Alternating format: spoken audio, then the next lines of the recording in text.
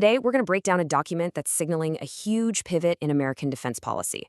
It's the 2026 National Defense Strategy. And look, this isn't just some minor update, it's a total rethink of America's role in the world. So what's actually inside this new playbook? Let's dive in. Right off the bat, the document does not pull any punches. I mean, it opens by describing the world today in the most serious terms possible. This one quote really sets the stage for everything else, basically arguing that for the US, the world is more dangerous now than it's been in a long, long time. And that right there is the big question this whole strategy is trying to answer. It says, here's the problem, and then it lays out a very specific and, a very different way forward. So what is that plan? Well, first, we've got to understand how the document sees the problem in the first place. Okay, so before you can offer a solution, you have to have a diagnosis, right? The strategy argues that all these dangers we're facing, well, they didn't just pop up out of nowhere. They're the result of specific choices made over the last few decades. And this is really the core of it. The document's whole argument starts here. It basically says that after the Cold War, America had this unbelievable strength, this winner's advantage, and instead of protecting it, it was wasted by what the document calls the foreign policy establishment. And it gets super specific about these supposed failures. We're talking about directionless wars, shipping our industrial base overseas, and ignoring threats right here in our own backyard. It even says that our policies basically encouraged our allies to become dependent on us instead of pulling their own weight. According to this strategy, that's the mess that needs to be cleaned up. So if that's the diagnosis, what's the prescription?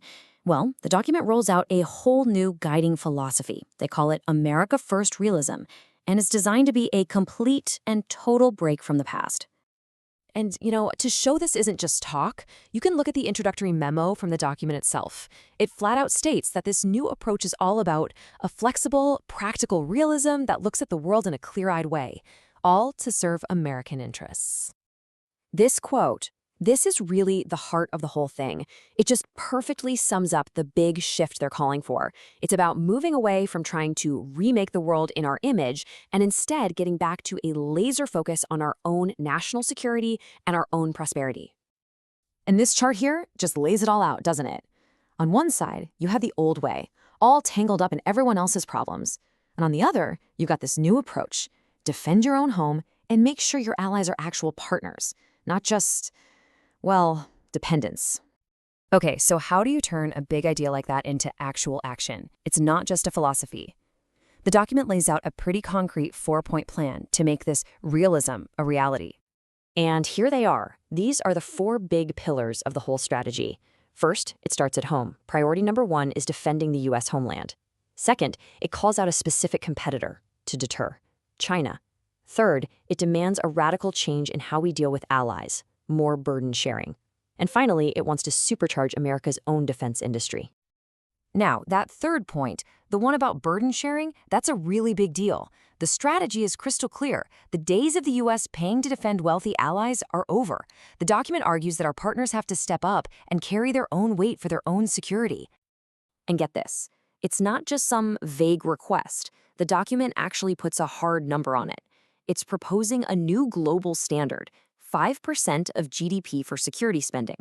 Now, to give you some perspective, that is a massive jump from what's been expected before. And that 4th pillar is just as ambitious. The whole goal here is to bring American manufacturing roaring back, to make sure the U.S. can build all the military hardware it needs and at scale. Not just for us, but for our allies, too. The goal is to restore America's status as the world's premier arsenal. So, we've got a new philosophy. We've got a 4-point plan. But what's it all for? What's the end game here? The document ties everything together under a very famous and very powerful idea. The goal is stated right there on the cover, restoring peace through strength. The logic they're presenting is that a militarily strong, industrially powerful America is the best way to guarantee peace, not just for the United States, but for the world.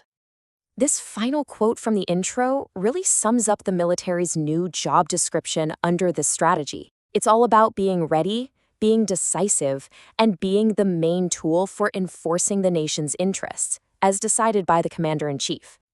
So, in the end, the 2026 National Defense Strategy is presenting a really clear, dramatic shift in policy. It's aiming for a new golden age for America. And that leaves all of us with a pretty critical question to think about. In a world as connected as ours, what does this new vision of peace through strength actually mean for everyone else?